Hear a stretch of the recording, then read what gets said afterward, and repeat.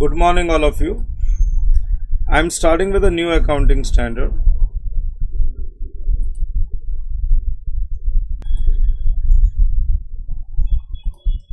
Yes, all of you give heading.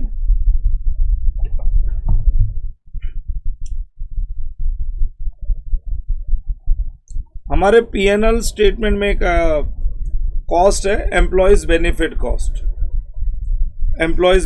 Cost, और ये standard CA inter और CA final के लिए एग्जैक्टली सेम है, खाली एक पॉइंट पे डिफर करता है, बाकी otherwise it is same. AS 15 employees benefit cost.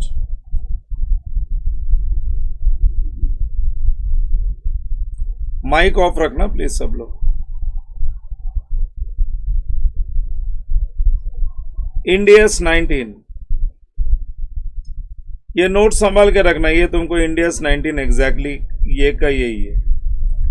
End AS 19 accounting for retirement benefits, इसको बोलते हैं अकाउंटिंग फॉर रिटायरमेंट बेनिफिट्स.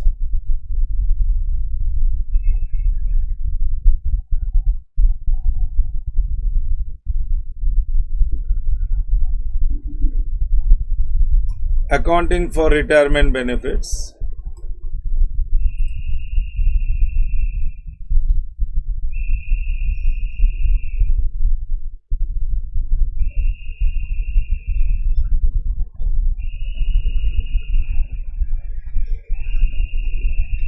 दोनों लेवल के लिए accounting standard exactly the same. ये रिवाइज्ड हुआ था 2005 में. In 2005, this was revised.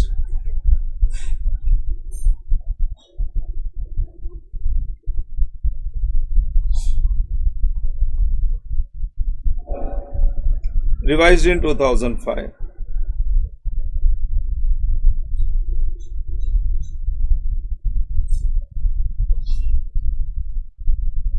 Right, contents. हम लोग क्या क्या कवर करने वाले हैं ये वाले स्टैंडर्ड में. सबसे पहले हम लोग कवर करेंगे applicability and nature. Yes, morning batch में AS 20 था, तो उसके बाद कितना ब्लैंक रखने का? AS 20 के बाद में 8 साइड्स रख दो ना तुम लोग भी, ठीक है. Applicability and nature.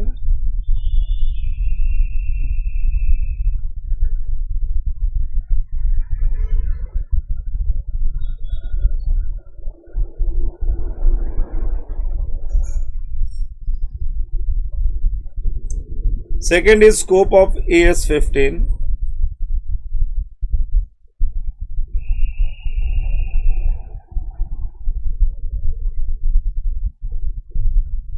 Explanation on different concepts.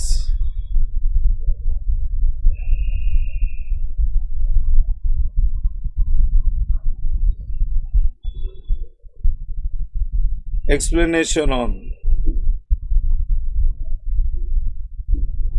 on different concepts.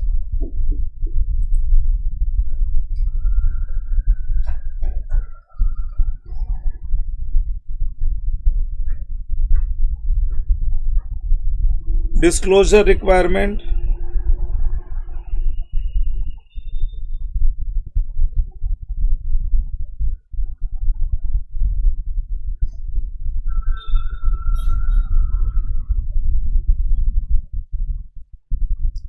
And AS versus Ind AS. तो तुमको यहां पे फर्क पता चल जाएगा कि AS और इंड AS में क्या फर्क है.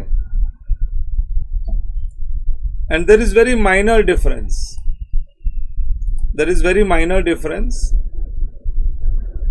इन पे एक ही पॉइंट अलग है, बाकी सब कुछ सेम है. Applicability and nature. सो ये पॉइंट सब लोग पॉइंट E तक कवर करेंगे. नाउ राइट बिलो दैट एक लाइन छोड़ के पॉइंट नंबर A. सबसे पहला ये कॉपी करना है, कर लो कॉपी कर लो.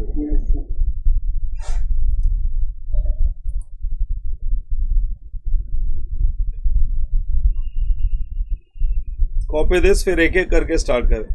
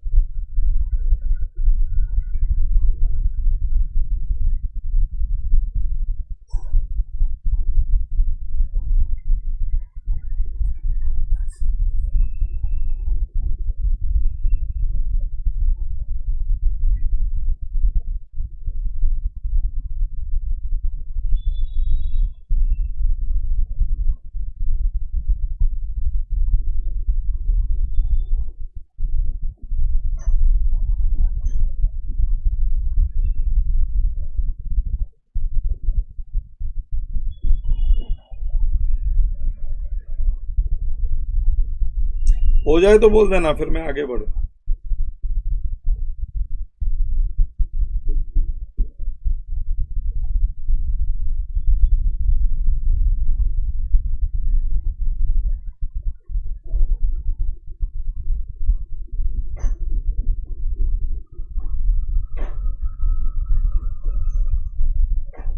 Done. Okay.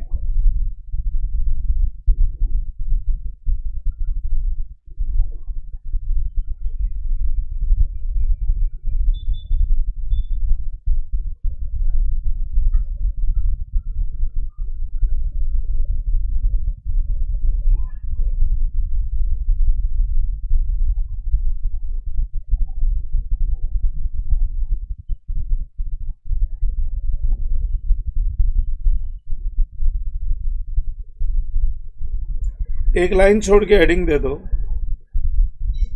Applicability and nature. Leave a line and give the heading applicability and nature. Applicability and nature.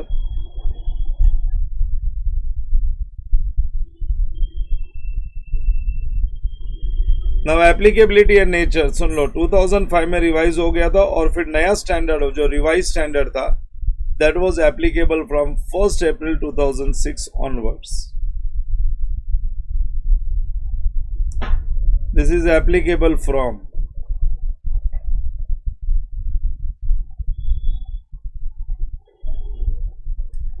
1st April 2006 onwards.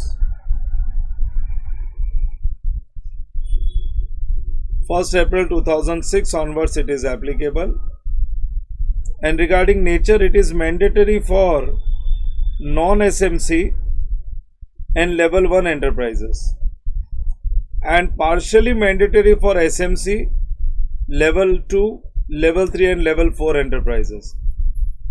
So right, nature के लिए mandatory for, it is mandatory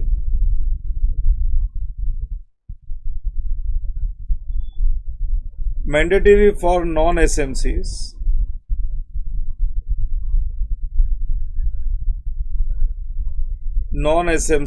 and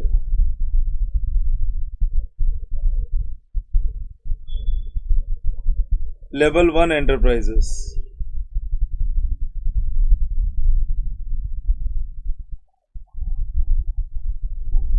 And number 2, partially mandatory. तुमको याद है partial exemption था कुछ standards के लिए, उसमें 19 का भी नाम था. SMC level 2, level 3, level 4 enterprises के लिए पार्शियल एग्जाम्पशन था, उसमें ये वाले स्टैंडर्ड का भी नाम था. सो पार्शियली मैंडेटरी मतलब पार्शियल एग्जाम्पशन है.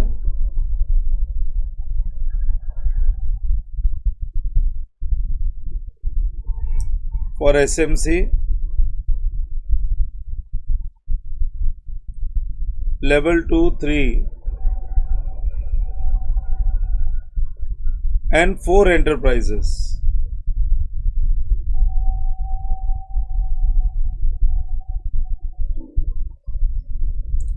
So ये हो गया एप्लीकेबिलिटी एंड नेचर. अब क्या है ना, क्या क्या एप्लीकेबल है और क्या एग्जेम्प्टेड है. अगर तुम बोलोगे सर पार्शली मैंडेटरी, तो क्या क्या एप्लीकेबल है और क्या एग्जेम्प्टेड है ना, ये तो अपने को पढ़ के ही पता चलेगा। ये बहुत ही कॉम्प्लेक्स अकाउंटिंग है, मैं तुमको बताता हूँ। रिटायरमेंट बेनिफिट्स को कॉम्प्लेक्स अकाउंटिंग माना जाता है। जब तक पूरा एएस स्टडी नहीं कर लेते ना, जब तक पूरा अकाउंटिंग स्टैंडर्ड हम लोग स्टडी नहीं कर लेते, अपने को ये नहीं पता लगता है कि क्या क्या कॉन्सेप्ट्स है इसमें। अरे मैं कैसे बताऊं क्या एग्जाम्शन है और क्या एप्लीकेबल है। Let's say actuarial valuation is exempted for SMC. मैं बोलता जा रहा हूं actuarial valuation, but actuarial valuation होता क्या है, वो एग्जेम्प्टेड है। So you should know first. अभी तुम लोगों को मालूम ही नहीं है एक्चुरियल वैल्यूएशन कहाँ पे होता है, कहाँ पे एप्लीकेबल होता है, और एक्चुरियल वैल्यूएशन है क्या, यू ऑल डोंट नो। इसलिए बोल रहा हूँ कि पहले पूरा एएस समझ लेते हैं, फिर उसके बाद में ये एग्जाम्शन अपने को समझ में आ जाएगा। For understanding of given exemption we have to first refer our notes. अपने को अपना नोट्स पहले रिफर करना पड़ेगा। एक बार अपना नोट्स हमने रिफर कर लिया ना, एक बार अच्छे से नोट्स रिफर कर लिया ना, उसके बाद में तुम्हारे लिए चीजें सिंपल होएगी। सो जो भी गिवन एग्जाम्शन है ना, फॉर दिस जितने भी गिवन एग्जाम्शन है टू द एंटरप्राइजेस, अलग अलग एंटरप्राइजेस, उसके लिए अपना क्लास नोट्स रिफर करोगे, पूरा अच्छे से नोट्स रिफर करोगे, तब जाके एग्जाम्शन पता चलेगा। Now point number A I have done, you will write point number B.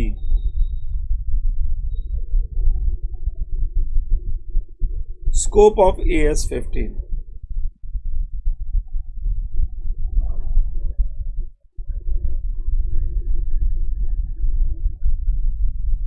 Scope of AS 15.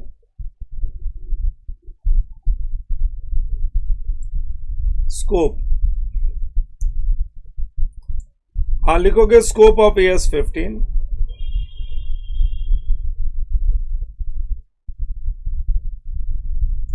Next stand पे लिखोगे स्कोप। स्कोप का मतलब है coverage. Scope means coverage. Employees cost,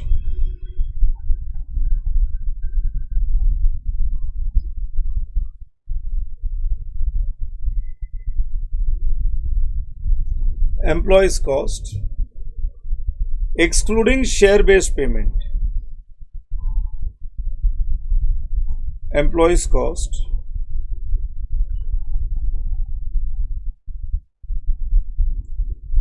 excluding share based payment, employees cost इसमें से share based payment को exclude किया है।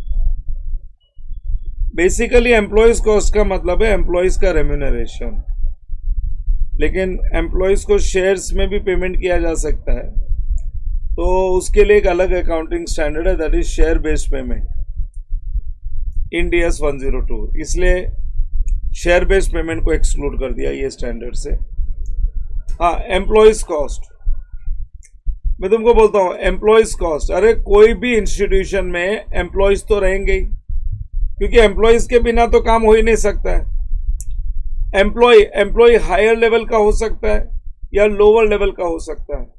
आज पुलिस डिपार्टमेंट है, उसमें कमिश्नर भी एम्प्लॉय है और कांस्टेबल भी एम्प्लॉय है। एम्प्लॉयज दोनों लेवल पे होते हैं। हम लोग इस अकाउंटिंग स्टैंडर्ड में ना किसी भी एम्प्लॉयज के कॉस्ट की बात करेंगे, कोई भी एम्प्लॉयज के कॉस्ट की बात करेंगे। तुम लोगों को याद है हम लोग ने जो पीएनएल स्टेटमेंट बनाया था ना, उसमें एक हेड था employees benefit cost. Employees benefit के नाम से मैंने एक हेड बनाया था। वो हेड में जो भी एक्सपेंसेस आता है ना, वो एएस 15 में उस पर डिस्कशन होगा। कंपनी फाइनल अकाउंट्स में पीएनएल स्टेटमेंट में एम्प्लॉयज बेनिफिट कॉस्ट, वो जो हेड है उसमें जो भी एक्सपेंसेस आता है सब उस पर डिस्कशन होएगा। We are discussing P&L accounts. P&L accounts में एम्प्लॉयज बेनिफिट कॉस्ट, इसमें कितने टाइप के एक्सपेंसेस आ सकते हैं वो डिस्कशन चल रहा है। अरे मैं ये भी बोल सकता हूं कि हम लोग P&L स्टेटमेंट का एक वर्किंग नोट डिस्कस कर रहे हैं, एक शेड्यूल डिस्कस कर रहे हैं, एक एनेक्सर डिस्कस कर रहे हैं। सो मैं डिस्कस जो करने जा रहा हूं ना, that is about employees cost, employees benefit cost. और इसमें एक चीज कवर्ड नहीं है, that is share based payment. कोई भी एम्प्लॉयज को अगर हम लोग ने शेयर्स में पेमेंट किया ना, वो कवर्ड नहीं है, बिकॉज उसके लिए दूसरा अकाउंटिंग स्टैंडर्ड है। अभी एम्प्लॉयज कॉस्ट कितने टाइप के होते हैं? एम्प्लॉयज कॉस्ट तुमको मिलेगा शॉर्ट टर्म बेनिफिट। एम्प्लॉयज को जो हम पेमेंट करते हैं उसमें अब कितने टाइप के पेमेंट्स होते हैं? एम्प्लॉयज को पेमेंट किया जाता है, तुम लिखते जाओ अभी, शॉर्ट टर्म बेनिफिट्स के लिए मैं फिर एक एक करके समझाऊंगा, बहुत डिटेल में समझाऊंगा। शॉर्ट टर्म बेनिफिट्स, फिर उसके बाद में है retirement benefits,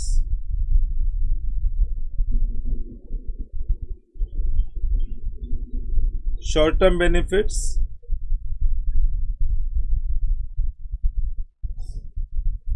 retirement benefits, other long term benefits,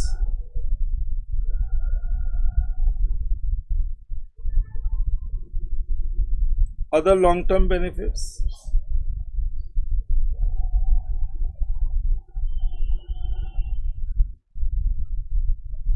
और आएगा termination benefits.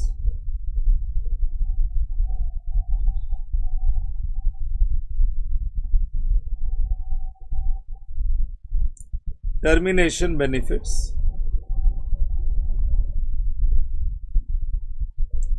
Termination benefits, termination benefits. So see, remember, after doing this standard I can say academic knowledge तुमको आ गया, तुमको academic knowledge आ जाएगा। practical knowledge and expert knowledge तो तभी आएगा जब भी तुम लोग इंडस्ट्री में निकलते हो, इंडस्ट्री में काम करते हो। बाकी तुम्हारे एग्जाम्स के लिए जो तुमको नॉलेज चाहिए वो मेरा लेक्चर्स अटेंड करके तुमको आ जाएगा। इसके नीचे अब शुरू करता हूँ concept 1।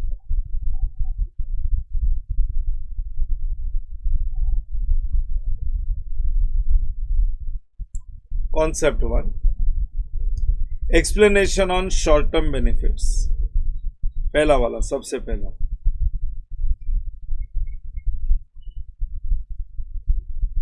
explanation on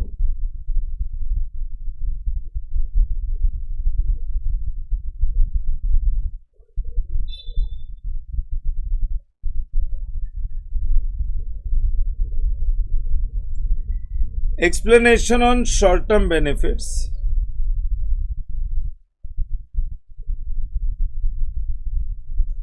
explanation on short term benefits।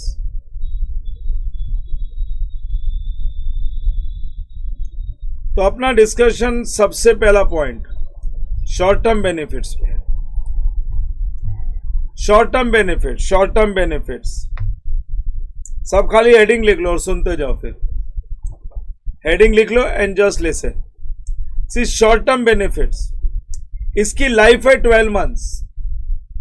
दो टाइप होता है, एक होता है शॉर्ट टर्म, एक होता है long term. Within 12 months short term, after 12 months long term. एकदम simple definition, short term, long term. Within 12 months कोई एम्प्लॉय को हम लोग बेनिफिट देते हैं, वो short term. And after 12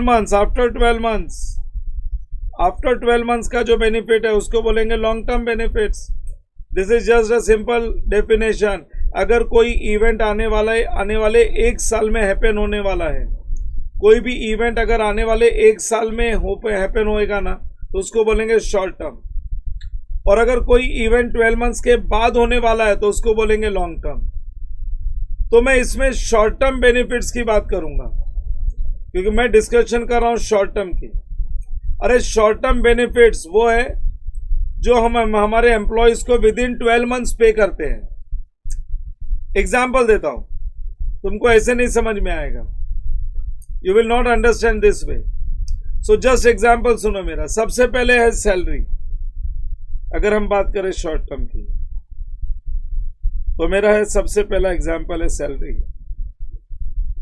salary, अरे शॉर्ट टर्म बेनिफिट्स है, उसने काम किया और मैंने उसको पगार दी, बात खत्म हुई। वेजेस सेम है, बस नाम अलग है। लोअर स्टाफ को वेजेस देते हैं हम लोग। अदर बेनिफिट्स, वेजेस के बाद आ गया अदर बेनिफिट्स। हाँ, अदर बेनिफिट्स में क्या है?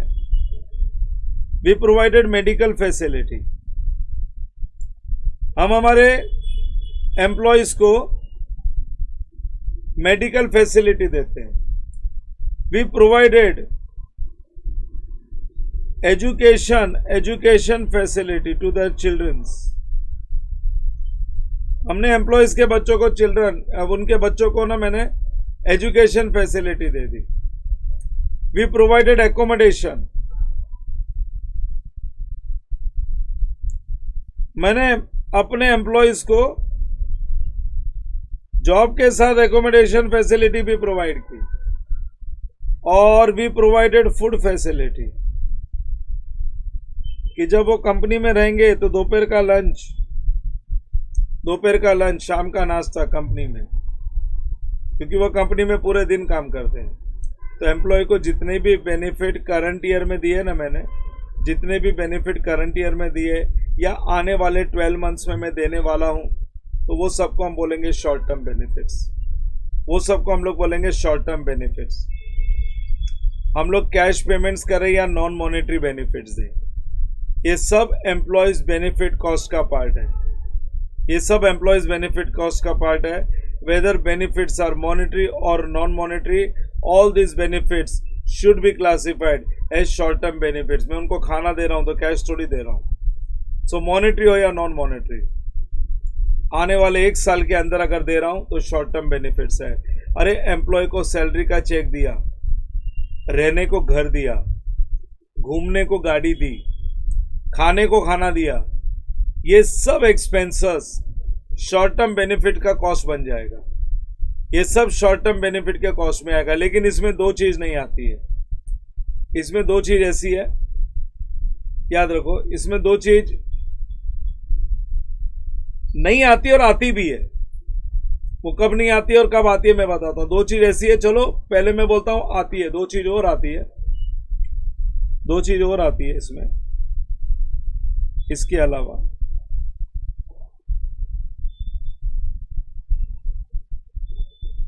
दो चीज और आएगी। एक है लीव एनकैशमेंट।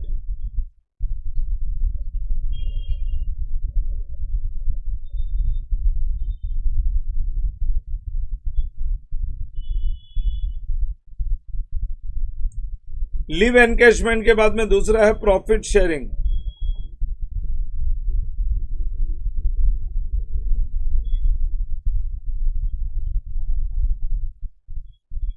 प्रॉफिट शेयरिंग और बोनस। सो ये 2 चीज और आती है। वापस सुनो क्या क्या मैंने बोला। अगर अभी तक की भी बात समझ में नहीं आई ना तो जरा सुनो वापस। मैंने क्या बोला? शॉर्ट टर्म बेनिफिट्स वो बेनिफिट है जो या तो हम लोग महीने के महीने करंट ईयर में देंगे या फिर आने वाले 12 मंथ्स में देने वाले।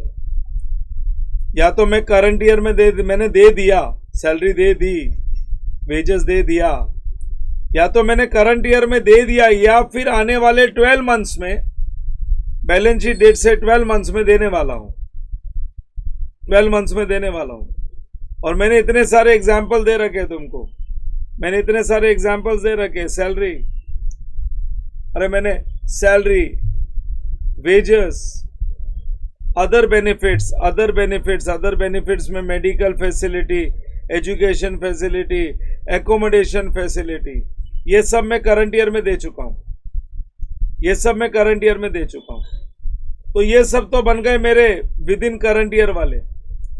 अभी मेरे को वो चीज बतानी है जो मैं आने वाले 12 मंथ्स में देने वाला हूं। अरे ये जो मैंने टिक मार रखा है ना, सैलरी, वेजेस, अदर बेनिफिट्स में मेडिकल फैसिलिटी दे दी, एजुकेशन फैसिलिटी का पैसा चुका दिया, एकोमोडेशन फैसिलिटी सब दे दिया, फूड, खाना भी खा लिया उन्होंने, मैंने इसका भी खर्चा कर लिया। तो ये सब तो बन गए विद इन करंट ईयर। अब मैं तुम लोगों को बताने वाला हूं आने वाले 12 मंथ्स में, अरे आने वाले 12 मंथ्स में जो मैं देने वाला हूं वो भी तो शॉर्ट टर्म बेनिफिट्स ही है। अभी सोचो आने वाले 12 मंथ्स में मैं क्या क्या देने वाला हूं। I can give them 3 things. I can give them 3 things. Number 1, leave encashment. Number 2, profit sharing. And number 3 is bonus. Number 3, bonus. So bonus, profit sharing and leave encashment. अरे ये 3 चीज मैं within 12 months from balance sheet दे सकता हूं।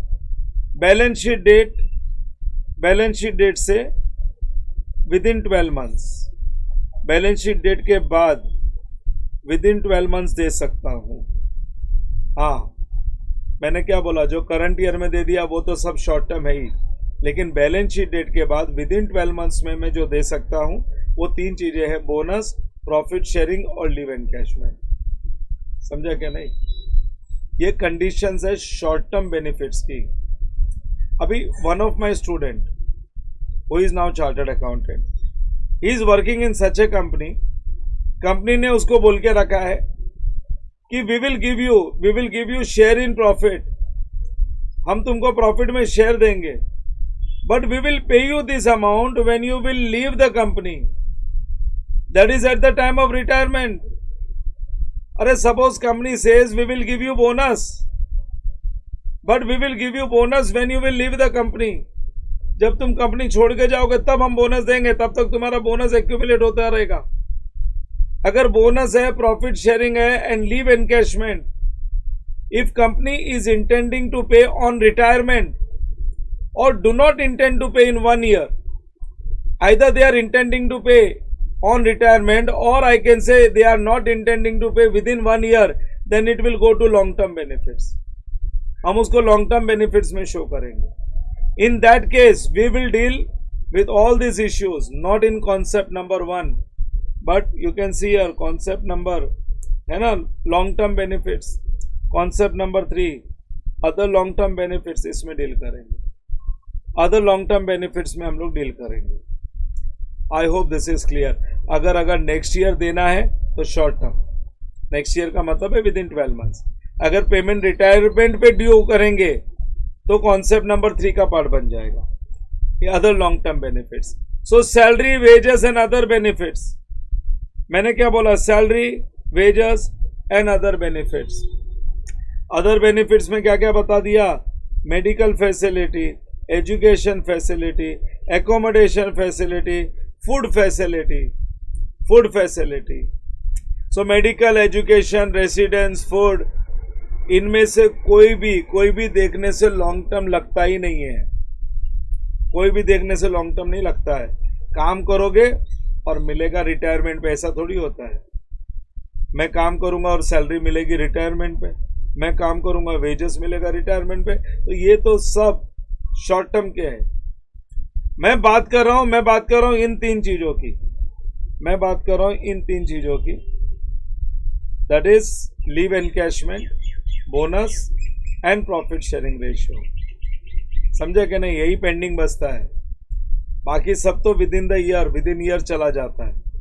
आने वाले 1 साल में देना है तो शॉर्ट टर्म बेनिफिट्स, और रिटायरमेंट पे देना है तो अदर लॉन्ग टर्म बेनिफिट्स। मैं अभी कौन सी चीज समझाने जा रहा हूं ना, जो आने वाले 12 मंथ्स में देने वाले हैं, मतलब अब मेरा डिस्कशन चलेगा इस पे, जो आने वाले 12 मंथ्स में हम लोग देने वाले हैं, जो आने वाले 12 मंथ्स में देंगे। अच्छा, तो तुम बोलोगे सर एंट्री क्या पास करोगे एम्प्लॉयज बेनिफिट के लिए? एम्प्लॉयज बेनिफिट के लिए एंट्री बनती है employees benefit cost account debit,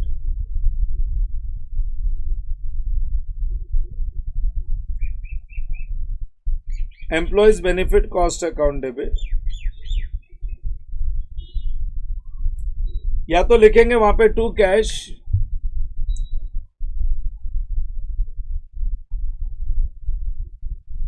और अगर पे नहीं किया तो बोलेंगे पेबल्स। ये जाएगा करंट ईयर के पीएनएल में। सेकेंड एंट्री आ जाएगी P&L account debit to employees benefit cost, वही तो पीएनएल अकाउंट में अपीयर होता है। थोड़ा सा नोट्स लिख लेते, फिर हम लोग आने वाले 12 मंथ्स में जो देने वाले हैं ना उस पर थोड़ा सा लंबा डिस्कशन करेंगे, ठीक है ना। थोड़ा हम लोग इस पे पहले शॉर्ट टर्म बेनिफिट्स में नोट्स लिख लेते हैं।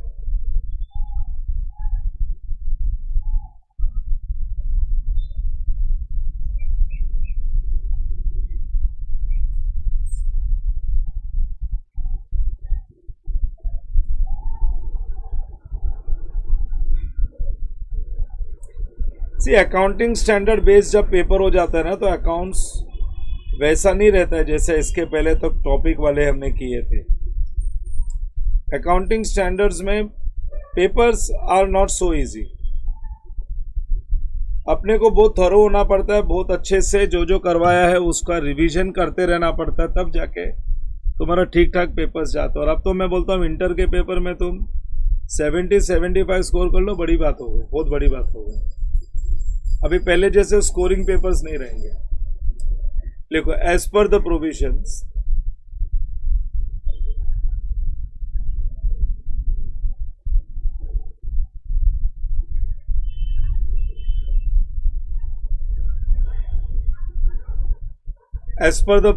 of AS 15,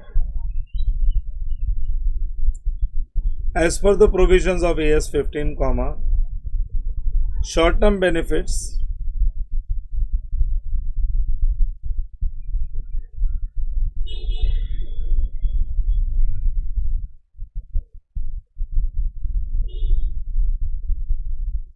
short term benefits are those employees benefit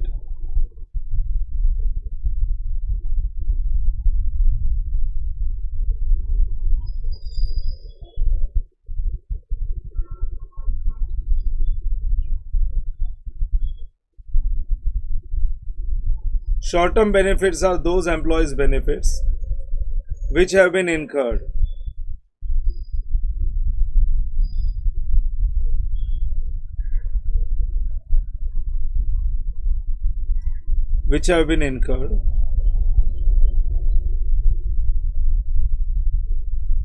those employees benefit which have been incurred in current year.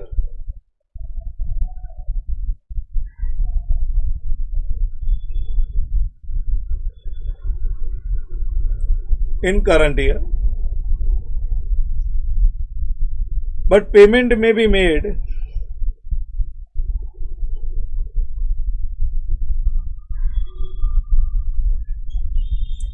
इनकर तो एक्रू तो करंट ईयर में हो गया, बट पेमेंट में be made in current year, but payment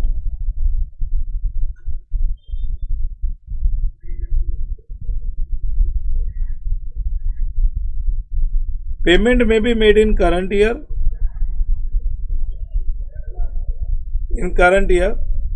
or within 12 months.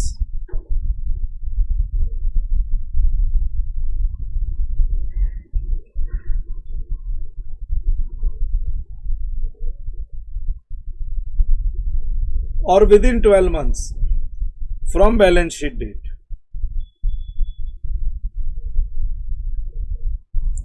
Within 12 months from balance sheet date. We consider short-term benefits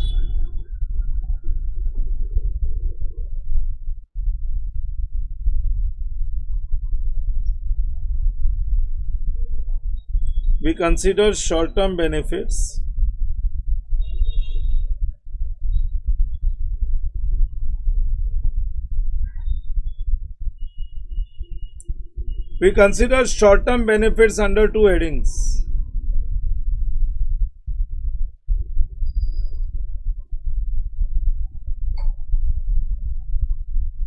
Under two headings.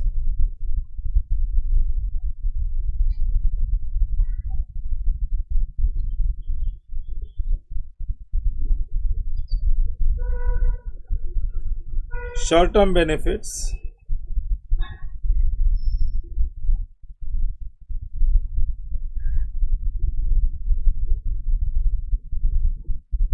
under two headings.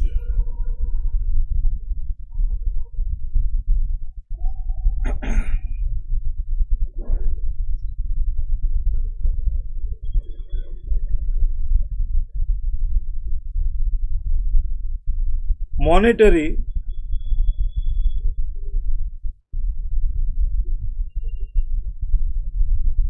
और non monetary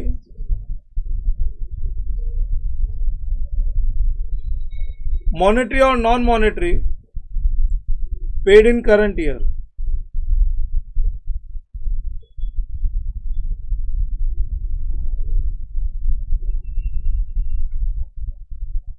monetary और non monetary paid in current year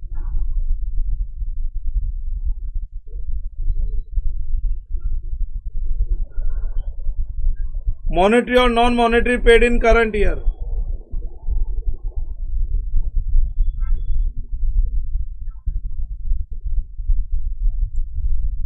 example salary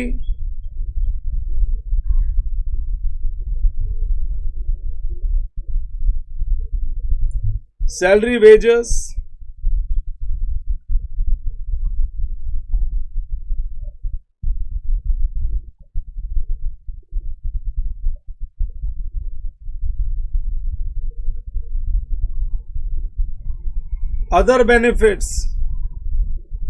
other benefits में आ जाएगा car facility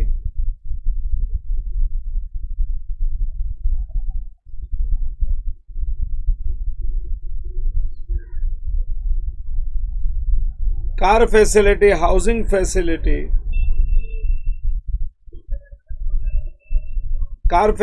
housing facility free goods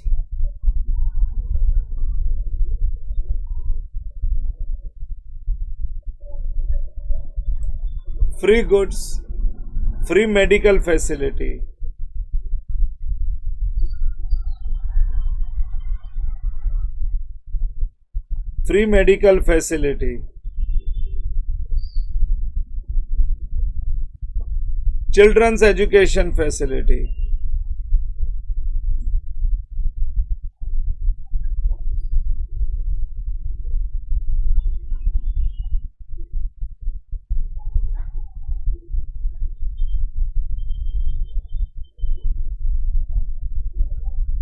education facility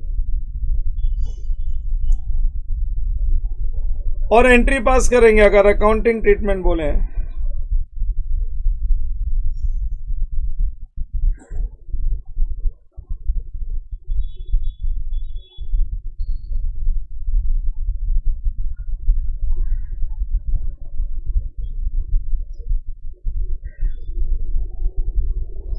accounting treatment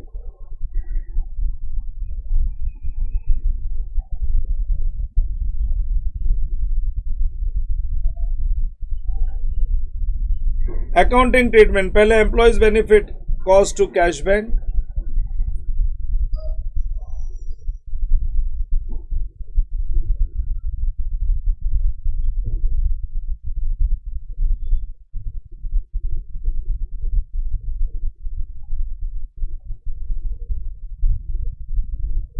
employees benefit cost account debit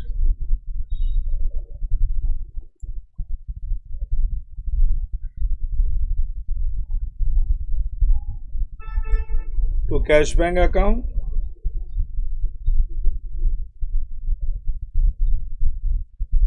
और end of the year में ये profit and loss में चला जाता है expenses profit and loss account debit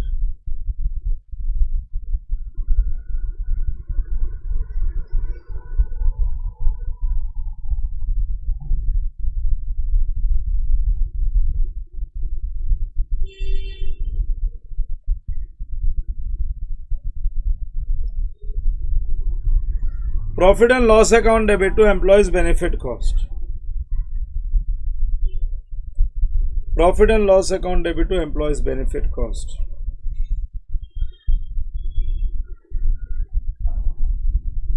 to employees benefit cost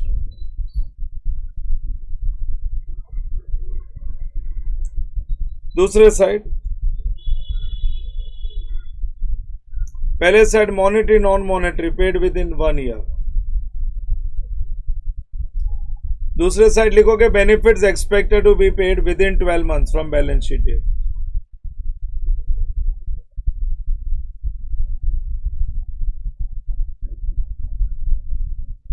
expected to be paid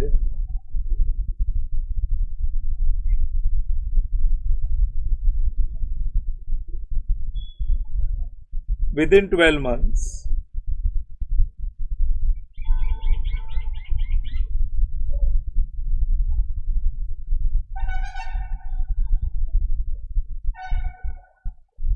expected to be paid within 12 months from balance sheet date. Expected to be paid within 12 months from balance sheet date.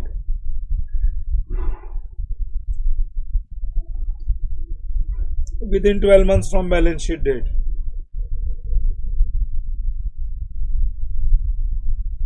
Yes, expected to be paid within 12 months from balance sheet date.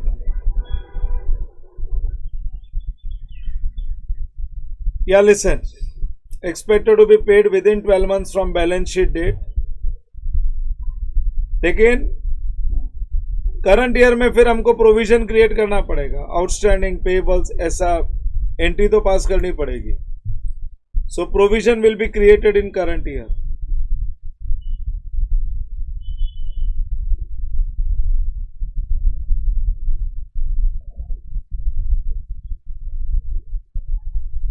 Provision will be created.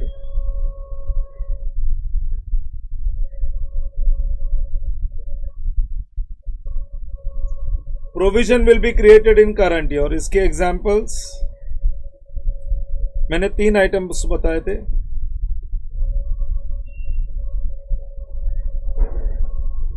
Examples में है bonus,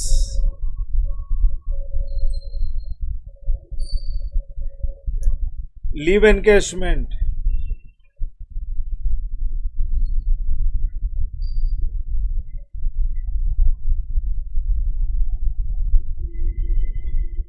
employees profit sharing,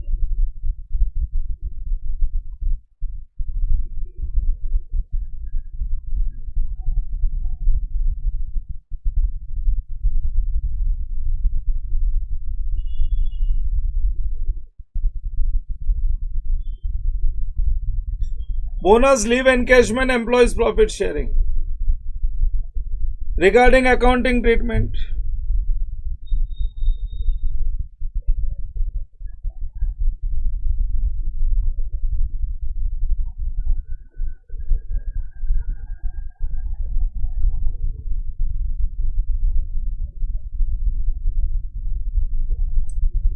accounting treatment में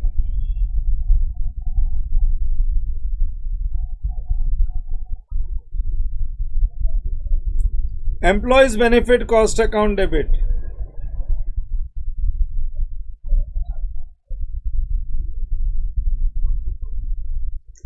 अभी पे थोड़ी किया, अभी तो outstanding है, तो वही तो बोलता हूं प्रोविजन क्रिएट करना पड़ेगा टू आउटस्टैंडिंग एक्सपेंसेस और payables.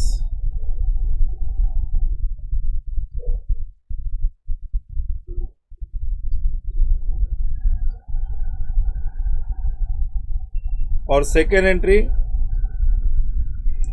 P&L account debit to employees benefit cost.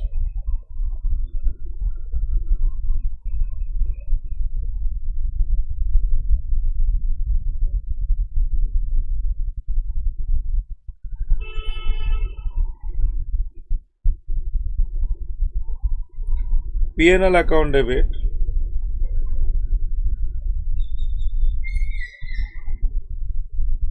to employees benefit cost account.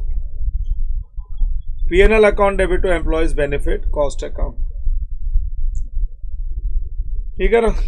अभी इसमें कुछ पॉइंट्स अपने को याद रखने हैं. Some key points you have to remember. अगर payment of bonus, profit sharing और leave encashment is to be made by company after 12 months, that is at the time of retirement, तो फिर कॉन्सेप्ट नंबर 3 में हम लोग इसको discuss करेंगे. Concept number 3 फिर वो शॉर्ट टर्म बेनिफिट्स का पार्ट नहीं रहेगा. शॉर्ट टर्म बेनिफिट्स का पार्ट नहीं रहेगा. एक कंपनी है X limited and this company made an announcement. एक company let's suppose X limited, और ये कंपनी ने अनाउंसमेंट कर दिया है कि whatever net profit they will earn, out of that it will distribute 5% to employees. Net profit का 5% employees में डिस्ट्रीब्यूट होगा. It will B distributed to employees in basic salary ratio, उनकी जो भी बेसिक सैलरी है ना उसके ratio में डिस्ट्रीब्यूट हो जाएगा। ना प्रॉफिट शेयरिंग, अरे प्रॉफिट शेयरिंग अपनी मर्जी से दे रहे हैं हम लोग, लेकिन कब देंगे ना, जब एम्प्लॉयज कंपनी छोड़ के जाएंगे। समझे क्या नहीं? हम लोग हमारे मर्जी से दे रहे, कंपनी से हम लोग हमारे मर्जी से प्रॉफिट शेयरिंग दे रहे हैं, लेकिन कब देंगे? जब आप कंपनी में लाइफ टाइम काम करोगे। On the date of retirement, जिस दिन हम लोग आपको रिटायर करेंगे या आप खुद कंपनी छोड़ के चले जाओगे, हम रिटायरमेंट के टाइम पे देंगे, अगले साल नहीं देंगे। अरे ये हम पैसा एक्यूमुलेट करते रहेंगे, we will accumulate this money, हम लोग ये पैसा एक्यूमुलेट करते रहेंगे, और जब कंपनी छोड़ के जाएंगे ना, जब एम्प्लॉयज कंपनी छोड़ के जाएगा, कोई भी एम्प्लॉय अगर कंपनी को छोड़ के जाता है तब उसको देंगे। अगर कोई पेमेंट उसको रिटायरमेंट पे उसका ड्यू हो रहा है ना, तो that is not short term benefits. उसकी अकाउंटिंग ऊपर जो एंट्रीज पास की है ना वैसे नहीं होगी। अरे हम लोग कॉन्सेप्ट नंबर 3 में डिस्कस करेंगे, उसकी अकाउंटिंग हम लोग कॉन्सेप्ट नंबर 3 में डिस्कस करेंगे। राइट डाउन, इसके नीचे लिखोगे key points to remember.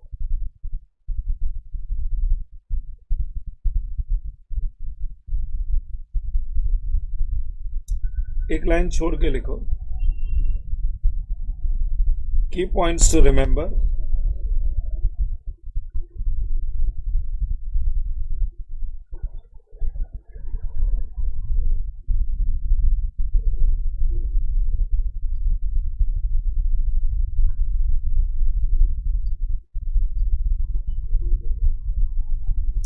Key points to remember.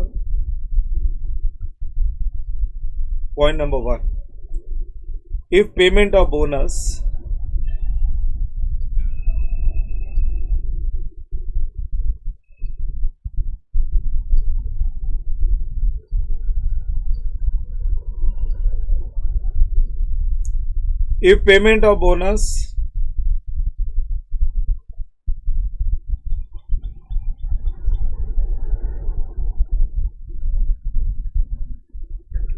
profit sharing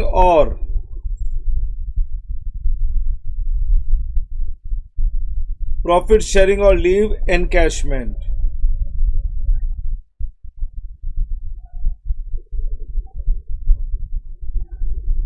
if payment of bonus, profit sharing or leave encashment is to be paid,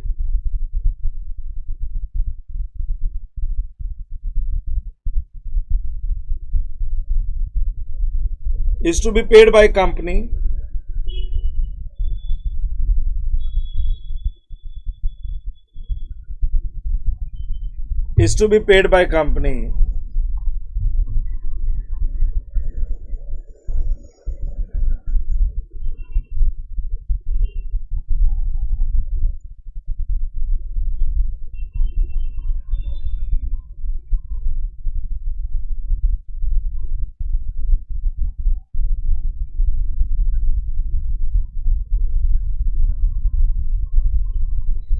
if payment of bonus, profit sharing or leave encashment is to be paid by company,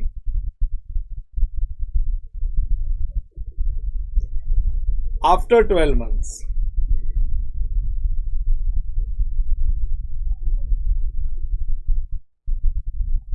After 12 months, that is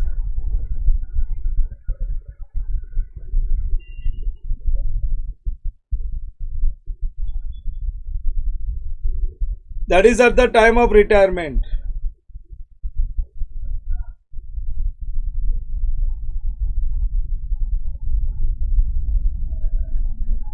That is at the time of retirement.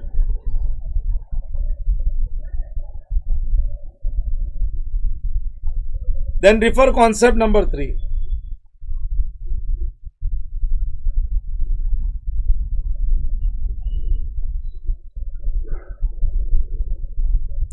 Then refer concept 3.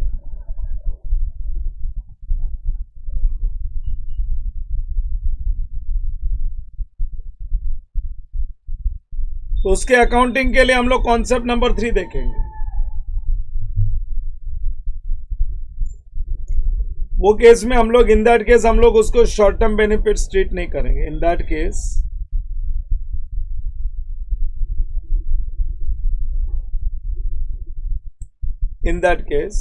these are not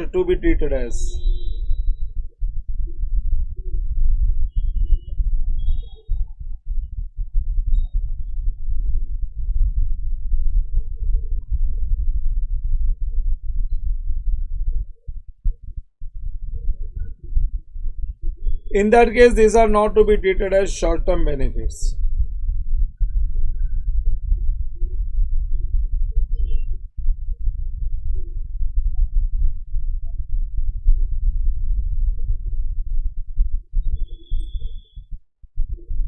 As short term benefits.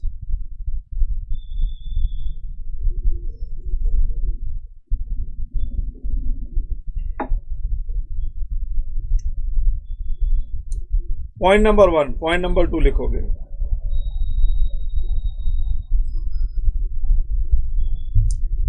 Accounting for leave encashment.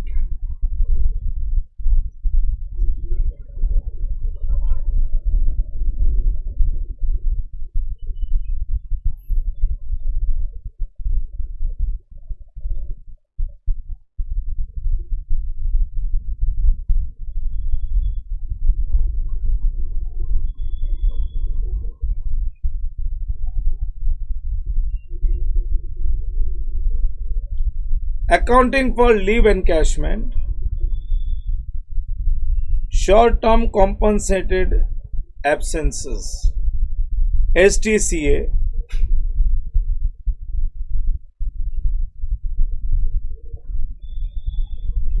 short-term compensated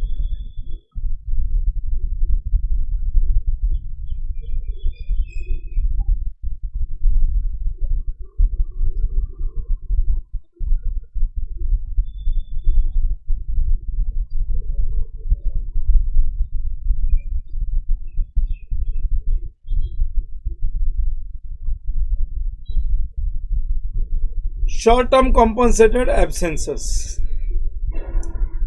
Now this is important.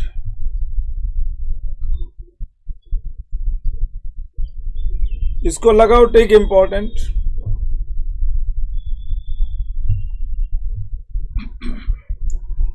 See, bonus and profit sharing are very simple concept. देना है तो short term, otherwise provisions. Leave encashment is a very good concept. ये जो अभी हम लोग जो discussion कर रहे हैं ना, leave encashment, it's a very good concept. We need to discuss on this concept. STCA, that is short term compensated absences, और I can call it as leave encashment. Leave encashment. Now there is a person mister X, nobody will write anything. There is a person Mr. X. He is working in a company A Limited.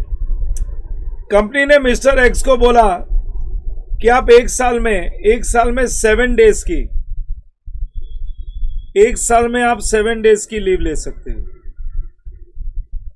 Company ने mister x को बोला कि आप एक साल में 7 days की leave ले सकते हो, 7 दिन की छुट्टी अलाउड है। इसका मतलब है वो छुट्टी भी करेगा ना तो भी पैसा नहीं कटेगा, पैसा नहीं कटेगा। We call it as paid leave, हम इसको बोलते हैं पेड लीव। अब वो ना 7 दिन में अपनी बीमारी के लिए छुट्टी ले ले, 7 दिन की छुट्टी पूरे साल में, अपने घूमने फिरने के लिए छुट्टी ले ले, जो भी उसकी जरूरत है उसके लिए छुट्टी ले ले। कंपनी उसको 7 डेज की छुट्टी दे देगी एंड विथ पेमेंट देगी। We call it as leave with pay. ये 7 डेज है ना, 7 days leave with pay, leave with pay, that is paid leave, paid leave. Company से छुट्टी ले लो, सैलरी नहीं कटेगी। अच्छा, एम्प्लॉय ने काम किया तो सी एम्प्लॉय ने काम किया ना, काम किया तो किया, नहीं किया 7 दिन तो भी उसको सैलरी मिलेगी। समझा क्या नहीं? इसमें अगर एम्प्लॉय काम करता है तो हम लोग उसको सैलरी देते हैं, और ये 7 दिन वो काम नहीं करेगा तो भी कंपनी उसको सैलरी देगी। तो तुमको नहीं लगता कंपनी का तो खर्चा हो रहा है? कंपनी का तो पैसा खर्च होता है ना। 7 दिन काम नहीं करके भी हम लोग उसको सैलरी दे रहे हैं।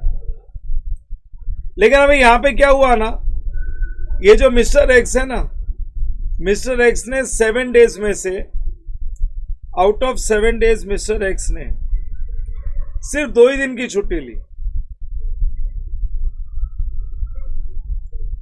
He has taken just 2 days.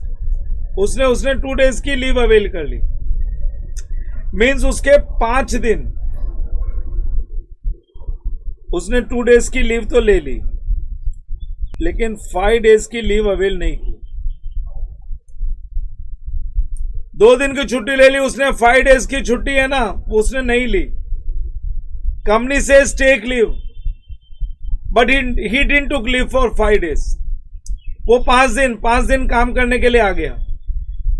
अब बोलो, अगर वो छुट्टी के दिन भी काम करेगा ना, तो ये 5 डेज का ओवर टाइम ड्यू होता है।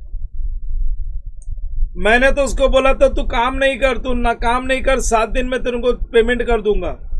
उसमें से 2 दिन काम नहीं किया, 5 दिन आ गया। 5 दिन आ गया तो वो तो एब्सेंट रहने का पैसा था ना, अगर आ गया तो ओवर टाइम ड्यू होता है।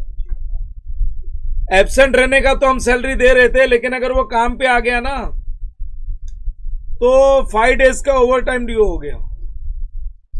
Company says sit at home, we will give you money, but mister X is still working, so this 5 days will be counted as over time.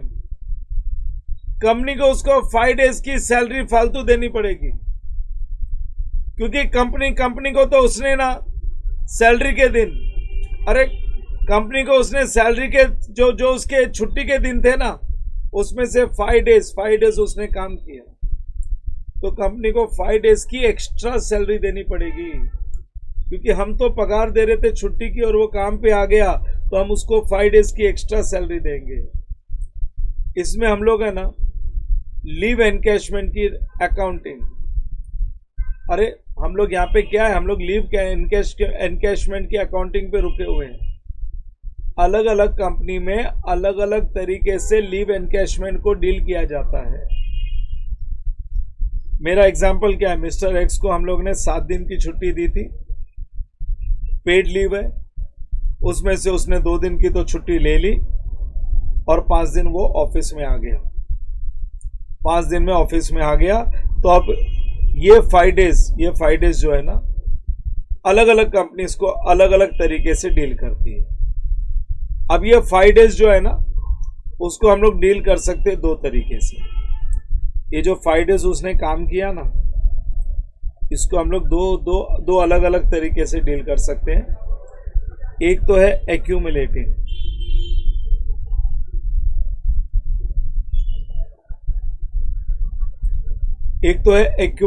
एक है non accumulating. Accumulating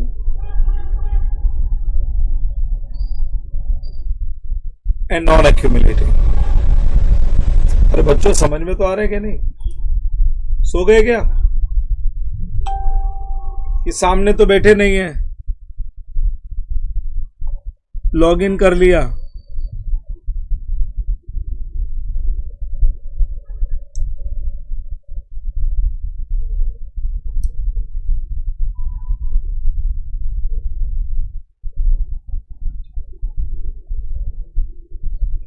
log in करके सो गए?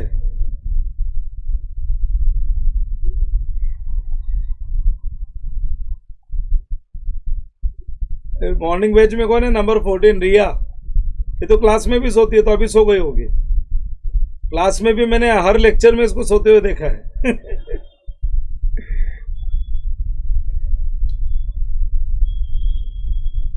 In every lecture I find you sleeping.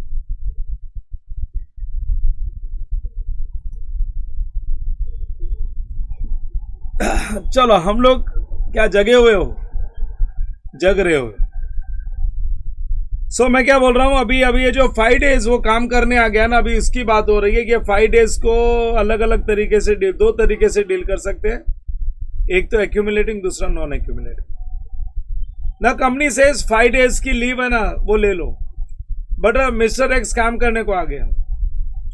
अगर उसने 5 days काम किया है ना, तो उसके 5 डेज के पैसे ड्यू हो गए। अगर एक्यूमुलेटिंग फॉलो करेंगे ना, पहले वाला अगर हम लोग ये फॉलो करेंगे, इफ यू फॉलो एक्यूमुलेटिंग, तो ये 5 डेज हम लोग इसको नेक्स्ट ईयर में कैरी कर लेंगे, कैरी फॉरवर्ड कर लेंगे। और अगर 5 डेज जो उसने काम किया है ना, वो नेक्स्ट ईयर में कैरी फॉरवर्ड नहीं होता है, कैरी फॉरवर्ड नहीं होता, तो उसको बोलते हैं नॉन एक्यूमुलेटिंग। 5 डेज उसने काम किया है, उसका हमको पेमेंट करना है। कंपनी ने तो बोला था 5 डेज की लीव ले लो, बट मिस्टर एक्स काम करने को आ गया। अगर उसने 5 डेज काम किया है ना, तो उसके 5 डेज के पैसे तो ड्यू हो गए हैं। अगर ये हम लोग ने नेक्स्ट ईयर कैरी फॉरवर्ड कर लिया ना, तो वो केस को बोलते हैं एक्यूमुलेटिंग। और अगर कैरी फॉरवर्ड नहीं किया, तो वो केस को बोलते हैं हम लोग non accumulating. We call it as non accumulating. अब बोलो, कोई एम्प्लॉय नॉन एक्यूमुलेटिंग के केस में छुट्टी छोड़ेगा क्या? कोई अगर पूरा घर से परेशान होएगा ना, कि घर में मियां बीवी के झगड़े चलते हैं, घर पे जाना ही नहीं चाहता है, तो ही वो आएगा। अदरवाइज नॉन एक्यूमुलेटिंग के केस में वो अपनी छुट्टी मिस नहीं करेगा। समझा क्या नहीं? हम एम्प्लॉय को बोलते हैं छुट्टी लेनी है, अगले साल कुछ नहीं मिलेगा, कुछ नहीं देंगे, छुट्टी ले लो, नहीं लोगे तो हम कुछ देने वाले नहीं है। Your leave will lapse, if you don't avail the leave it will be lapsed, your unavailed leave will lapsed. अरे if you don't avail your leave it's your loss. Why you are working for us? You should have taken leave. घूमने जाना चाहिए था। हम इसको आगे accumulate नहीं करेंगे, बात खत्म, lapse. So if you work for 5 days, which was your leave period, then we will not do anything for you in the next year. So this is all about non-accumulating. Non accumulating का मतलब है छुट्टी ले लो, नहीं तो हम तुमको कुछ देने वाले नहीं है। अरे तुम लोग ही बोलो ना, कोई एम्प्लॉय नॉन एक्यूमुलेटिंग के केस में लीव अनअवेल करेगा ही नहीं। Suppose I am employee of the company and company gives me holiday for 7 days. अगर नहीं लिया तो लैप्स, अगले साल कुछ नहीं करेंगे उसका, तो मैं छुट्टी मारूंगा। साल के लास्ट 5 डेज, अरे लास्ट के जो 5 डेज है ना, मैं जाऊंगा ही नहीं ऑफिस, मैं भले घर में बैठा रहूंगा। मैं काम क्यों करूंगा जब कंपनी खुद बोल रही है घर बैठो? और मैं लास्ट 5 डेज घर पे बैठ जाऊंगा, क्योंकि अगले साल इसका कुछ मिलने वाला नहीं है। तो नॉन एक्यूमुलेटिंग के केस में कंपनी ये बोलती है कि छुट्टी ले लो और कोई बेनिफिट हम लोग नहीं देंगे, कोई एक्स्ट्रा बेनिफिट नहीं मिलेगा, कोई एक्स्ट्रा बेनिफिट नहीं मिलेगा। तो देख लो, नॉन एक्यूमुलेटिंग मैंने डिटेल में समझा दिया। छुट्टी जो नहीं ली, लैप्स हो गया। नाउ रिगार्डिंग एक्यूमुलेटिंग, अब हम लोग आ जाते हैं ये बाजू, हम लोग ये बाजू आ जाते हैं, एक्यूमुलेटिंग वाले साइड में आ जाते हैं। और अब ये एक्यूमुलेटिंग में ना, एक्यूमुलेटिंग में ऐसा है, ये फर्दर 2 पार्ट में डिवाइड होएगा। Accumulating will be further divided in 2 parts, vested and unvested। Non vested नहीं बोलते उसको, अनवेस्टेड बोलते हैं। Wasted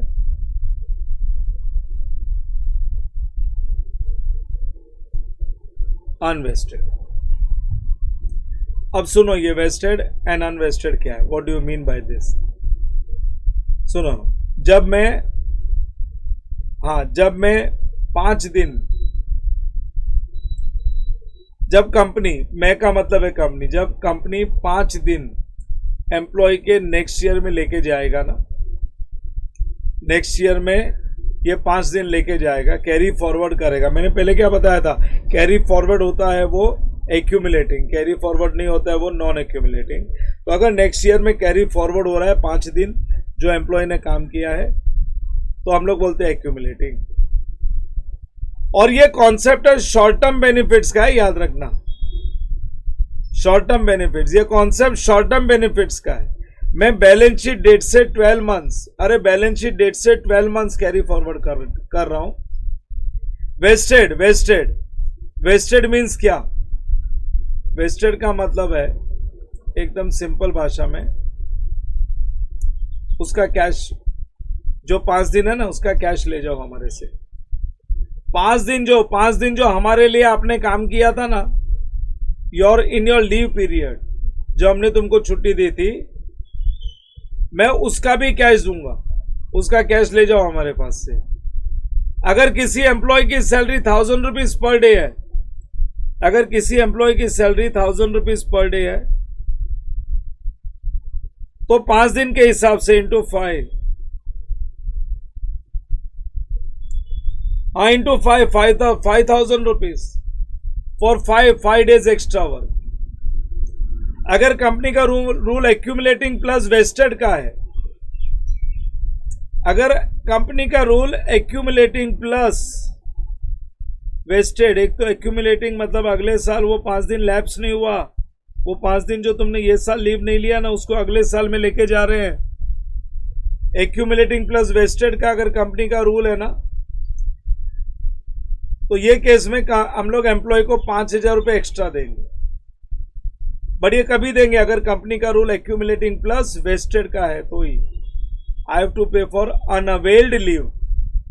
since company knew that they will have to pay 5000 in next year, company को मालूम था, क्योंकि कंपनी की पॉलिसी है कि जो छुट्टी तुम ये साल नहीं लोगे वो कैरी फॉरवर्ड होगी, और हमारा वेस्टेड वाला केस है तो हम लोग पे करेंगे। तो कंपनी को पहले से मालूम था दे will have to pay 5000 in the next year, अगले साल में ये 5000 रुपया देना पड़ेगा फॉर अनअवेल्ड लीव।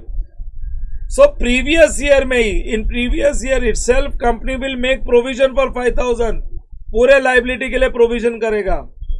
कंपनी पिछले साल के ईयर एंड पे एंट्री पास करेगा, employees benefit cost account debit, employees benefit cost account debit to payables, outstanding बोल लो या पेबल्स बोल लो। ये 5000 के लिए company will pass entry at the end of the year. This entry will be pass for accumulating plus vested, accumulating plus vested के लिए ये एंट्री पास होगी, ठीक है। नाउ व्हाट अबाउट अनवेस्टेड, एक मिनट है, मेरा एक्यूमुलेटिंग प्लस वेस्टेड का डिस्कशन हो गया। I have done discussion for accumulating plus vested. अब बात करते हैं अनवेस्टेड की। यह अनवेस्टेड क्या है, what do you mean bye, एक मिनट है। पहली बात तो हेडिंग में क्या है, एक्यूमुलेटिंग का मतलब है ये पिछले साल जो 5 दिन काम नहीं किया था ना, वो कैरी फॉरवर्ड हो रहा है। कैरी फॉरवर्ड नहीं होता वो नॉन एक्यूमुलेटिंग हो रहा है। और कैरी फॉरवर्ड होने पे अगर हम लोग 5000 रुपये एक्स्ट्रा दे रहे हैं, और उसके लिए पिछले साल के ईयर एंड पे हम लोग आउटस्टैंडिंग एम्प्लॉयज बेनिफिट कॉस्ट की एंट्री पास करेंगे, और ये साल हम लोग पेमेंट करते समय लाइबिलिटी टू कैश बैंक। लेकिन एक्यूमुलेटिंग में और एक केस है, एक्यूमुलेटिंग में है अनवेस्टेड। अनवेस्टेड का मतलब है मैं कैश नहीं दूंगा, मैं कैश नहीं दूंगा, लीव के बदले leave. It means leave for leave. अरे we told you that our employ will not, यहां पे हम लोग हमारे एम्प्लॉय को बोल रहे हैं clearly that we will not give any cash. अगर आपने हमारे लिए 5 डेज एक्स्ट्रा काम किया है ना, तो you take 5 days extra leave, leave के बदले लीव, इसका मतलब है नेक्स्ट ईयर हर साल हम तुमको 7 दिन की छुट्टी देते हैं ना, तो नेक्स्ट ईयर 7 प्लस पिछले साल का 5, नेक्स्ट ईयर 12 दिन। So next year instead of 7 days 7 plus पिछले साल का 5 डेज 12 डेज की पेड लीव ले लें। 12 days you don't come to office, we will pay you salary, that is paid leave मिल जाएगी। 7 डेज क्लियर करंट ईयर के प्लस 5 दिन पिछले साल के कैरी फॉरवर्ड हो गए प्रीवियस ईयर के। समझा क्या नहीं? एवरीबडी अंडरस्टूड और नॉट? यस बच्चों, मैंने क्या बोला? नॉन एक्यूमुलेटिंग के केस में हम लोग उसको कैश देंगे क्या? Are you going to give him cash? Accumulating unvested की बात हो रही है, नॉन एक्यूमुलेटिंग की नहीं। एक्यूमुलेटिंग अनवेस्टेड की बात हो रही है। तो नेक्स्ट ईयर में 7 डेज तो है ही उसका, प्लस 5 डेज प्रीवियस ईयर का कैरी फॉरवर्ड हो गया। So you take 12 days holiday, 12 दिन की छुट्टी मार लो। लेकिन एक बात का ध्यान रखना, जब भी हम लोग छुट्टी के बदले छुट्टी देते हैं ना, तो हम लोगों को प्रोबेबिलिटी चेक करनी पड़ती है। हमको हमेशा प्रोबेबिलिटी चेक करना पड़ेगा कि वो लीव अवेल करेगा या नहीं करेगा, क्योंकि हम लोग ने लास्ट ईयर भी उसको बोला था 7 दिन की छुट्टी ले ले, और उसने खाली 2 ही दिन की छुट्टी ली। सो एक प्रोबेबिलिटी फैक्टर मिल गया मेरे को 2/7 आउट ऑफ 7 डेज। उसने खाली 2 ही दिन की छुट्टी ली है। तो अगली बार मैं 12 डेज की लीव, अगली बार मैं 12 डेज की लीव लेने के लिए बोल रहा हूं ना, तो एज अ कंपनी मेरे साइड से मैं एक प्रोबेबिलिटी फैक्टर अप्लाई करूंगा, that is 12 into 2/7. I will apply a probability factor, that is 12 into 2/7. अरे मेरे को फुल प्रोविजन करने की जरूरत नहीं है, मेरे को फुल प्रोविजन करने की जरूरत नहीं है। 1000 रुपया पर डे की सैलरी है, वो 12 दिन नहीं भी आएगा तो मेरे को पगार देनी पड़ेगी, तो 12,000 रुपये देने की जरूरत नहीं है। अपने को 12 दिन की पूरी पगार देने की जरूरत नहीं है। मैं प्रोविजन जो क्रिएट करूंगा ना, into 12 into 2/7 into 12 into 2/7, I will create a provision 1000 into 12 into 2 divide by 7. I will create a provision just for 3,428. मैं खाली 3,428 रुपीज का प्रोविजन क्रिएट करूंगा, बस इतना प्रोविजन क्रिएट करेंगे हम लोग। इतना ही प्रोविजन बनना चाहिए। और सीधी सीधी बात यह है कि अगर कोई एम्प्लॉई कैश मांगता है, तो फुल प्रोविजन क्रिएट होगा करंट ईयर में, और वो वेस्टेड वाला केस है। और लीव के बदले लीव अगर देते हैं ना, तो जो लास्ट एक्सपीरियंस था ना लीव अगेंस्ट लीव का, दैट इज हम लोग ने कितनी छुट्टी दी थी और उसने कितनी अवेल की, उसके हिसाब से एक प्रोबेबिलिटी फैक्टर बना लो, और प्रोबेबिलिटी फैक्टर के हिसाब से हम लोग प्रोविजन क्रिएट करेंगे। अगर लास्ट प्रोबेबिलिटी 2/7 का है और अब हम लोग 7 डेज लीव दे रहे हैं, तो 12 into 2/7 ये रेशियो में छुट्टी बोलेगा। सो हम लोगों को पूरा प्रोविजन बनाने की जरूरत नहीं है, उसका प्रोपोर्शनेट प्रोविजन बनेगा, दैट इज 3,428। ये जो मैंने अमाउंट निकाला ना 3,428। Here one more point I want to explain. एक मेरे को पॉइंट और एक्सप्लेन करने का, 2 मिनट खाली ध्यान दो, बस हम लोग ये वाला कॉन्सेप्ट कंप्लीट करने आए। पहला, एक तो वेस्टेड की बात की थी मैंने। वेस्टेड में क्या है, तुम 5 दिन एक्स्ट्रा काम, पिछले साल तुमने 5 दिन की छुट्टी नहीं ली, काम करने को आए, तो करंट ईयर में 5,000 into 1000, ये 5,000 रुपया हमको कैश देना है एक्स्ट्रा। आई हैव टू पे यू एक्स्ट्रा कैश पे over and about next year salary. मतलब नेक्स्ट ईयर 365 डेज की सैलरी तो देनी है, प्लस 5 दिन, मतलब मैं 370 डेज, अरे 370 डेज का पेमेंट करूंगा, 370 डेज का। पिछले साल तो 365 डेज में इंक्लूडिंग 7 डेज हॉलीडे था ना, तो मैंने तो पूरे 365 डेज का पेमेंट कर दिया, लेकिन जो 5 दिन उसने ओवर टाइम काम किया ना, वो एक्स्ट्रा पगार, अरे छुट्टी की सैलरी दे रहा था मैं, लेकिन वो काम करने आ गया तो वो 5 दिन एक्स्ट्रा हो गया ना, तो वो 5 दिन एक्स्ट्रा भी दूंगा, 370 डेज का पेमेंट होगा। लेकिन अनवेस्टेड, अगर मैं बात करूं अनवेस्टेड, एक्यूमुलेटिंग अनवेस्टेड की, मैं अगर एक्यूमुलेटिंग अनवेस्टेड की बात करूं, लीव के बदले लीव, तो यहां पे याद रखना,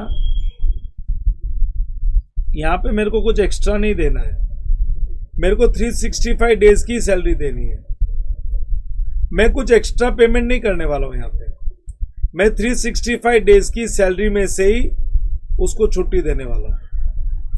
वो 365 डेज जो करंट ईयर है ना, उसी में से उसको छुट्टी देने वाला हूं। दैट इज सैलरी मिल जाएगी, अरे सैलरी मिल जाएगी, तुम घर पे बैठे रहो, तुमको सैलरी मिल जाएगी, समझा क्या नहीं? तू घर पे जा, आराम से बैठ, सैलरी मिल जाएगी। सैलरी तो उसको वैसे भी देनी है, सैलरी तो वैसे भी उसको देनी है मेरे को, बस उसको छुट्टी दे रहा हूं मैं। सो when in next year I will pay salary, जब मैं नेक्स्ट ईयर में सैलरी, अरे यहाँ पे एक्स्ट्रा डेज की सैलरी नहीं है, यहाँ पे एक्स्ट्रा डेज की सैलरी नहीं, मैंने बोला करंट ईयर में से ही ये ले 12 दिन की छुट्टी दे दी मैंने, करंट ईयर में से ही। पिछले साल 365 डेज का पेमेंट कर चुका था, ये साल 7 दिन नहीं 12 दिन घर पे बैठ, मैं 365 डेज का पेमेंट कर दूंगा। पिछले साल 365 डेज का पेमेंट कर दिया। अबे ध्रुव, तू मेरे को बाद में डाउट पूछेगा, समझ ले अच्छे से। पिछले साल 365 डेज, मैं यहां पे बात कर रहा हूं, पिछले साल 365 डेज का पेमेंट कर दिया मैंने। 2 दिन आया, 2 दिन की छुट्टी ली, तो भी मैंने तो 7 दिन की छुट्टी बोली थी, मैंने 365 डेज का पेमेंट कर दिया। तेरे 5 दिन की छुट्टी इधर आ गई और मैंने तेरी छुट्टी का दिन बढ़ा दिया 12 दिन। ये 365 डेज में से ही 12 दिन छुट्टी ले ले, मैं तो 365 डेज का पेमेंट करूंगा, मैं कोई एक्स्ट्रा पेमेंट नहीं करूंगा। यहां पे मैं एक्स्ट्रा पेमेंट कर रहा हूं क्योंकि पिछले साल मैंने 365 डेज का पेमेंट कर दिया था, ये साल भी मैं 365 डेज का पेमेंट करूंगा, लेकिन जो ओवर टाइम है ना, उसका 5000 रुपये एक्स्ट्रा दे रहा हूं। तो वेस्टेड के केस में मैं 370 दिन का पेमेंट कर रहा हूं और यहां पे मैं कोई एक्स्ट्रा पेमेंट नहीं कर रहा हूं। I am not paying any extra payment, समझा क्या नहीं? हाँ, इसकी एंट्री जो मैं पास करूंगा ना, एंट्री पास करूंगा, सैलरी अकाउंट डेबिट, मैं एंट्री जब अभी नोट्स के साथ बताता हूं, मैं नोट्स के साथ बताता हूं एंट्रीज। मैंने ये पॉइंट एकदम क्लियर कर दिया है। लीव एनकैशमेंट में मैं शॉर्ट टर्म बेनिफिट्स की बात कर रहा हूं। पहले तो मैं ये नहीं बोल रहा हूं कि मैं तुमको रिटायरमेंट पे दूंगा, मैं बात कर रहा हूं शॉर्ट टर्म बेनिफिट्स की। बैलेंस शीट के 12 मंथ्स के अंदर अंदर, with in 12 months from balance sheet, तुमने जो छुट्टी मारी है उसका पेमेंट होता है नहीं होता है, जो भी है वो ट्रीटमेंट की बात हो रही है। पिछले साल की अगर तुमने छुट्टी अवेल नहीं की, करंट ईयर में लैप्स हो गई, तो नॉन एक्यूमुलेटिंग। पिछले साल की छुट्टी नहीं ली, करंट ईयर में कैरी फॉरवर्ड हो गई, तो वो एक्यूमुलेटिंग का केस है। एक्यूमुलेटिंग में 2 डिवीजन, एक तो है वेस्टेड का, दूसरा है अनवेस्टेड। वेस्टेड में जो छुट्टी नहीं ली ना ये साल, उसको ओवर टाइम मान के एक्स्ट्रा पगार दूंगा, ओवर टाइम मान के मैं ये साल में दूंगा। वो 5 दिन जो छुट्टी नहीं ली थी ना, वो कैरी फॉरवर्ड हुई और उसके बदले में कैश दूंगा। और दूसरे केस में मैं 5 दिन की जो छुट्टी नहीं लेना है, तो ये साल की लीव बढ़ा दूंगा, मैं पेमेंट 365 डेज का ही दूंगा, लेकिन मैंने बोला कि तुम छुट्टी ले लो, 5 दिन एक्स्ट्रा छुट्टी ले लो, 12 दिन की छुट्टी हो गई। सो जब भी कोई कंपनी लीव एनकैशमेंट, अरे लीव एनकैशमेंट के लिए कैश पे करती है ना, तो कंपनी पे एक्स्ट्रा बर्डन आता है। लेकिन जब कंपनी छुट्टी के बदले छुट्टी देती है ना, तो उसके अगले साल की सैलरी जो हम लोग उसको देने वाले हैं ना, टोटल सैलरी, अरे अगले साल की जो सैलरी देने वाले हैं ना, out of that total salary one part उसका एक प्रोविजन क्रिएट हो जाता है, पिछले साल ही एक प्रोविजन क्रिएट हो जाता है। मैं बताता हूं ना अकाउंटिंग कैसे करूंगा, वो अभी मैं नोट्स लिखाऊंगा तो उसके साथ। सो आउट ऑफ 365 डेज, अरे ये वाले केस में आउट ऑफ 365 डेज 5 डेज का प्रोविजन पिछले साल प्रीवियस ईयर में क्रिएट होगा। प्रीवियस ईयर में 5 डेज का प्रोविजन क्रिएट होगा और करंट ईयर में हम लोग 360 डेज का ही पेमेंट करेंगे। यहाँ पे 370 दिन का पेमेंट होएगा, यहाँ पे 5 दिन के लिए प्रोविजन पिछले साल और करंट ईयर में 360 डेज। कैसे होगा, मैं नोट्स लिखा के शांति से ये पार्ट पे फिर से फोकस करता हूँ। पहले अभी तक जो करवाया मेरा क्या था, लीव एनकैशमेंट का डिस्कशन था। नॉन एक्यूमुलेटिंग में बताओ सब लोग, नॉन एक्यूमुलेटिंग का जो केस है उसमें अगर ये साल लीव नहीं ली तो अगले साल उसका कुछ भी मिलेगा क्या, यस और नो? नॉन एक्यूमुलेटिंग में जो ये साल लीव नहीं ली अगले साल उसका कुछ भी मिलेगा क्या? यस, सारे बच्चे आंसर दे रहे, नो नहीं मिलेगा। एक्यूमुलेटिंग में वो लीव कैरी फॉरवर्ड हो जाएगी और अगर कैश पे होगा उसके लिए कैरी फॉरवर्ड हो गया, अगर कैश पे होगा ना तो वो केस बन जाएगा वेस्टेड का। और कैरी फॉरवर्ड होके कैश पे नहीं होगा, कैरी फॉरवर्ड होके अगर उसके बदले में छुट्टी के बदले में अगर छुट्टी मिल जाएगी ना तो वो केस होगा एक्यूमुलेटिंग अनवेस्टेड का। That will be the case of accumulating and unvested. I hope this is clear to all of you now. This point is absolutely clear to all of you.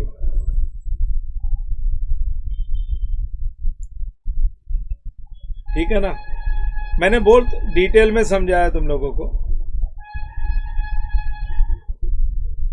STCA लिखो, next line पे middle of the page right, STCA। इसका 2 division करो, 2 division, case 1 and case 2।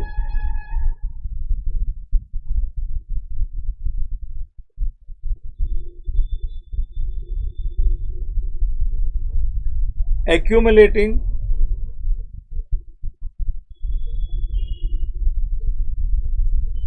and non-accumulating.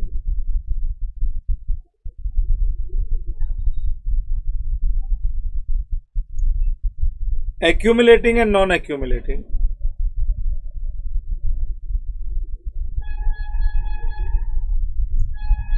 Accumulating and non-accumulating. Accumulating में further 2 division, vested leave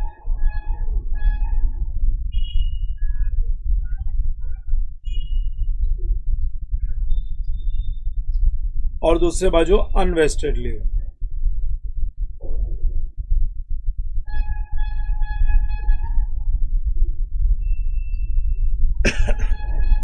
wasted leave and unvested leave, vested leave and unvested leave.